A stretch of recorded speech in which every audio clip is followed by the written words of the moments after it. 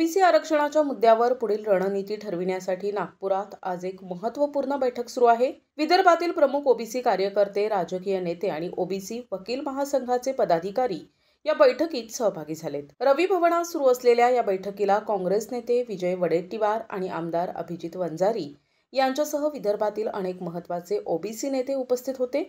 या बैठकीमध्ये मराठा समाजाला देण्यात आलेल्या आरक्षणाच्या जीआरवर सखोल चर्चा केली जाणार आहे। तज्ञ समितीच्या मदतीने या जीआरमधील तरतुदी समजून घेऊन पुढील रणनीती ठरविली जाईल। सूत्रांनुसार मराठा आरक्षणाच्या जीआरमुळे ओबीसी आरक्षणावर काही परिणाम होणार आहे का, यावर बैठकीत सविस्तर विचारमंथन केले जात आहे। या बैठकीनंतरच ओबीसी समाजाची पुढील भूमिका काय असेल यावर अंतिम निर्णय घेतला जाईल, अशी माहिती आहे। या बैठकीकडे संपूर्ण राज्याचं लक्ष लागून आहे।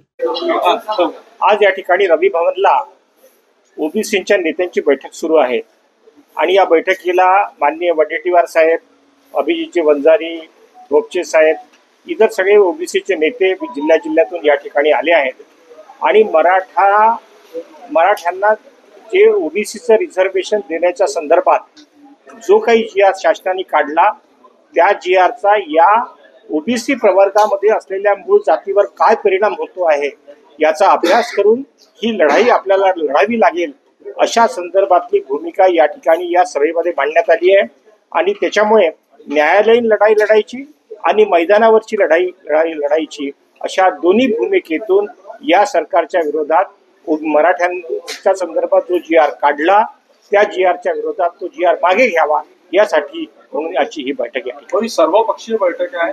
तुम्हाला हे ठाम आहे का की या जीआरमुळे ओबीसीचं नुकसान झालं?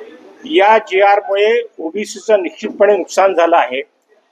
आम्ही शेतकऱ्यांच्या पाठीशी आहोत असं शासन म्हणते, पण त्यांचं मात्र कर्ज माफ करत नाही। तशाच प्रकारचं हे आहे की आम्ही ओबीसीला कुठलाही धक्का लागू देणार नाही असं म्हणायचं आणि ओबीसीच्या घरामध्ये दुसऱ्या लोकांना आणून बसवायचं, ही दुटप्पी भूमिका आहे। हा खो-खोचा खेळ आहे।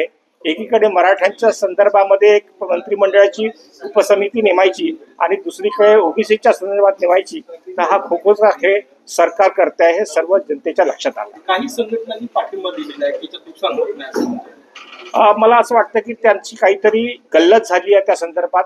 त्या जीआरचा खऱ्या अर्थानं पूर्णपणे अभ्यास न करता ते लोक बोलले असतील असा माझा समज। NTV news Marathi, Nagpur.